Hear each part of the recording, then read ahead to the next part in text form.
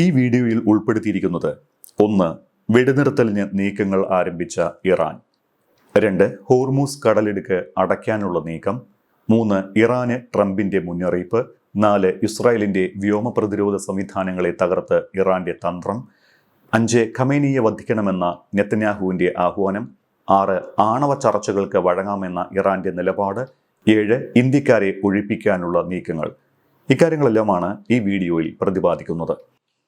പശ്ചിമേഷ്യയെ മുൾമുനയിൽ നിർത്തി Israel Iran യുദ്ധം കനക്കുകയാണ്.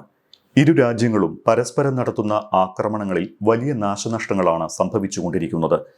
യുദ്ധം അവസാനിപ്പിക്കാനുള്ള ആഹ്വാനങ്ങൾ ലോകത്തിന്റെ പല ഭാഗത്തു നിന്നും ഉയരുന്നുണ്ട് എങ്കിലും ആക്രമണങ്ങൾ കനക്കുന്ന വാർത്തകളാണ് പുറത്തുവരുന്നത്. ഇറാൻ തലസ്ഥാനമായ ടെഹ്റാനിൽ രാത്രി മുഴുവൻ ഇസ്രായേലിന്റെ വ്യോമാക്രമണം ശക്തമായിരുന്നു.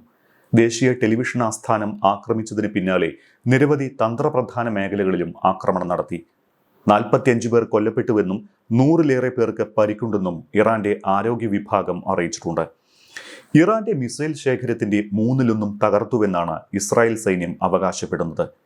ഇറാന്റെ പരമോന്നത നേതാവ് ആയത്തുള്ള അലി ഖമീനിയെ വധിക്കുന്നത് ഇരു രാജ്യങ്ങളും തമ്മിലുള്ള സംഘർഷം അവസാനിപ്പിക്കുമെന്നാണ് ഇസ്രായേൽ പ്രധാനമന്ത്രി ബെഞ്ചമിൻ നെതന്യാഹു പറഞ്ഞിരിക്കുന്നത്.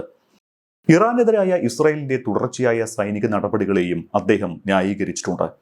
സംഘർഷം വഷളാക്കുന്നതിന് പകരം അവസാനിപ്പിക്കുകയാണ് തങ്ങളുടെ ലക്ഷ്യമെന്നും അദ്ദേഹം വ്യക്തമാക്കുന്നു. സംഘർഷം കൂടുതൽ വഷളാക്കുമെന്നും ഭയന്ന് ഖമീനിയെ വധിക്കാനുള്ള ഇസ്രായേലിന്റെ പദ്ധതിയെ US പ്രസിഡന്റ് ഡൊണാൾഡ് ട്രംപ് എതിർത്തുവെന്ന് നേരത്തെ റിപ്പോർട്ടുകളുണ്ടായിരുന്നു. സംഘർഷം അതിരൂക്ഷമായി തുടരുന്നതിനിടെ വെടിനിർത്തലിന് ഇറാൻ നീക്കങ്ങൾ ആരംഭിച്ചിട്ടുണ്ട് എന്ന റിപ്പോർട്ടുകളും പുറത്തുവരുന്നുണ്ട്. ഇതുമായി ബന്ധപ്പെട്ട് ഇറാൻ ഗൾഫ് രാജ്യങ്ങളുടെ പിന്തുണ തേടിയതായാണ് റോയിട്ടേഴ്സ് റിപ്പോർട്ട് ചെയ്യുന്നത്.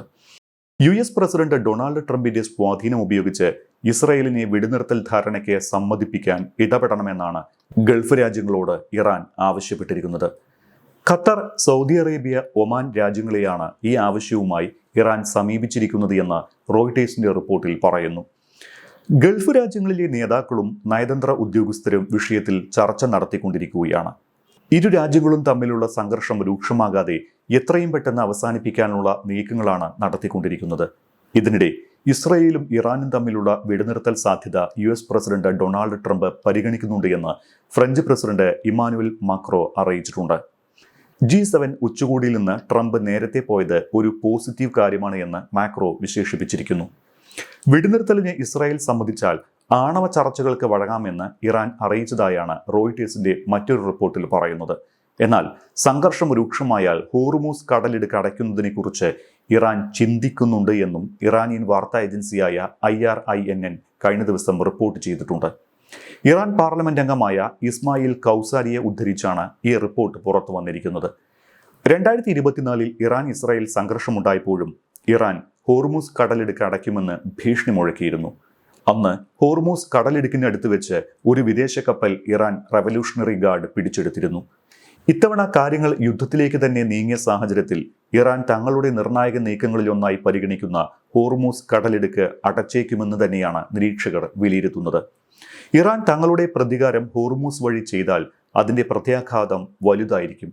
ലോകത്തിലെ എണ്ണ കയറ്റുമതിയുടെ 20% നടക്കുന്ന ഹോർമൂസ് കടലിടുക്ക് അടച്ചാൽ പ്രവചനാതീതമായ പ്രത്യാഘാതങ്ങളാണ് അത് ആഗോളതലത്തിൽ ഉണ്ടാക്കുക. എണ്ണവില പിടിച്ചാൽ കിട്ടാത്ത രീതിയിലേക്ക് ഉയർന്ന് ബാരലിന് $3 വരെ പോകുന്ന സാഹചര്യത്തിലേക്ക് പോലും എത്തിയേക്കാം. അതിനിടെ ഇസ്രായേലിൽ പുതിയ തന്ത്രം പരീക്ഷിച്ചതായി ഇറാൻ അവകാശപ്പെട്ടിട്ടുണ്ട്. അയൺ ഡോം പോലുള്ള ഇസ്രായേലിന്റെ വ്യോമ പ്രതിരോധ സംവിധാനങ്ങളെ തെറ്റിദ്ധരിപ്പിച്ച് മിസൈലുകളുടെ ലക്ഷ്യം ഭേദിക്കുന്ന തന്ത്രമാണ് പരീക്ഷിച്ചിരിക്കുന്നത് എന്നാണ് വിവരം. അയൺ ഡോം പ്രതിരോധ സംവിധാനത്തിലെ മിസൈലുകൾ ഇസ്രായേലിന്റെ തന്നെ നെവാദിം വ്യോമതാവളത്തിൽ പതിക്കുന്നതായി അവകാശപ്പെടുന്ന വീഡിയോ തുർക്കിയിലെ മാധ്യമങ്ങൾ പുറത്തുവിടുകയും ചെയ്തിട്ടുണ്ട്. US ഉൾപ്പെടെയുള്ള രാജ്യങ്ങളുടെ സാങ്കേതിക പിന്തുണയുണ്ടായിട്ടും ആക്രമണം തടുക്കാൻ ഇസ്രായേലിന് കഴിഞ്ഞില്ല എന്ന് ഇറാന്റെ റവല്യൂഷണറി ഗാർഡ് കോർ ചൂണ്ടിക്കാട്ടി. ഇറാൻ പിന്തുണയുള്ള യമനിലെ ഹൂതി വിഭാഗം തൊടുത്ത മിസൈലും ഇസ്രായേൽ പ്രതിരോധം മറികടന്നതായി റിപ്പോർട്ടുകളുണ്ട്.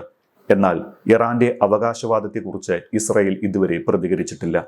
അതേസമയം ഇറാൻ ഏതെങ്കിലും വിധത്തിൽ ആക്രമിച്ചാൽ US സായുധ സേനയുടെ മുഴുവൻ ശക്തിയും മുമ്പൊരിക്കലും കണ്ടിട്ടില്ലാത്ത വിധത്തിൽ അവരുടെ മേൽ പതിക്കുമെന്ന് ഇറാന് ട്രംപ് മുന്നറിയിപ്പ് നൽകിയിരിക്കുകയാണ്.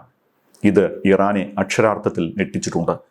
ഇസ്രായേലുമായുള്ള നിലവിലെ സംഘർഷത്തിൽ ഇറാൻ വിജയിക്കില്ല എന്ന് ട്രംപ് നേരത്തെ പറഞ്ഞിരുന്നു. വൈകുന്നതിന് മുൻപ് ഇറാൻ ചർച്ചകളിലേക്ക് മടങ്ങണമെന്നും കാനഡയിൽ നടന്നുകൊണ്ടിരിക്കുന്ന G7 യോഗത്തിൽ സംസാരിക്കവേ ട്രംപ് ആവശ്യപ്പെട്ടിരുന്നു. ടെഹ്റാനിൽ നിന്ന് എല്ലാവരും ഒഴിഞ്ഞു പോകണമെന്നാണ് ട്രംപ് നിലവിൽ ആവശ്യപ്പെട്ടിരിക്കുന്നത്.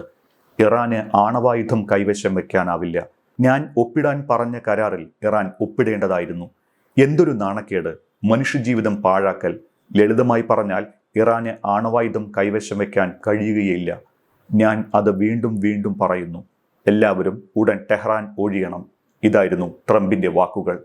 അതിനിടെ ഇറാൻ ഇസ്രായേൽ സംഘർഷം രൂക്ഷമായ പശ്ചാത്തലത്തിൽ ഇരു രാജ്യങ്ങളിൽ നിന്നും ഇന്ത്യക്കാരെ ഒഴിപ്പിക്കാനുള്ള നീക്കങ്ങളും ആരംഭിച്ചു. ഇസ്രായേലിലെ ടെൽ അവീവിൽ നിന്ന് ജോർദാൻ ഈജിപ്ത് അതിർത്തി വഴി എത്തിക്കാനാണ് ശ്രമിക്കുന്നത്. ഇസ്രായേലിലെ വ്യോമപാത അടച്ച പശ്ചാത്തലത്തിലാണ് ജോർദാൻ ഈജിപ്ത് അതിർത്തികൾ വഴി ഇന്ത്യക്കാരെ ഒഴിപ്പിക്കാനുള്ള നീക്കം ആരംഭിച്ചത്. 25,000-ഓളം ഇന്ത്യക്കാർ ഇസ്രായേലിലുണ്ട്. ടെൽ അവീവിലെ ഇന്ത്യൻ എംബസി ഇസ്രായേലിലുള്ള ഇന്ത്യൻ പൗരന്മാർക്ക് ജാഗ്രതാ നിർദ്ദേശം നൽകിയിട്ടുണ്ട്. വിഷയത്തിൽ വിദേശകാര്യമന്ത്രി S. ജയശങ്കർ ഇരു രാജ്യങ്ങളുമായി ബന്ധപ്പെടുന്നുണ്ട്. ഇറാനിലുള്ള ഇന്ത്യൻ പൗരന്മാർ ടെഹ്റാൻ വിടണമെന്ന നിർദ്ദേശത്തിന് പിന്നാലെ ഇന്ത്യൻ വിദ്യാർത്ഥികളെ ഇറാനിൽ നിന്നും ഒഴിപ്പിക്കുന്നതിനുള്ള നടപടികളും ആരംഭിച്ചു. ടെഹ്റാനിലെ വിവിധ സർവകലാശാലകളിലെ മെഡിക്കൽ വിദ്യാർത്ഥികളെയാണ് ആദ്യഘട്ടത്തിൽ അർമേനിയൻ അതിർത്തിയിൽ എത്തിച്ചിരിക്കുന്നത്. ഇവിടെ നിന്നും വിമാനത്തിൽ ഇവരെ ഇന്ത്യയിൽ എത്തിക്കാനാണ് നീക്കം.